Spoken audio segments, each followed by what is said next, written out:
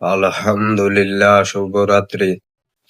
প্রত্যেকটা রাত্রিই আমাদের জন্য এক একটা শিক্ষামূলক।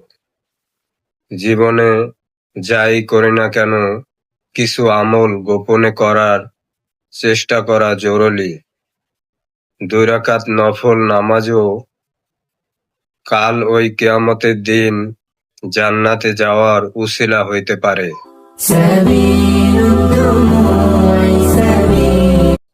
আলহামদুলিল্লাহ, শুভরাত্রি। প্রত্যেকটা রাত্রিই আমাদের জন্য এক একটা শিক্ষামূলক।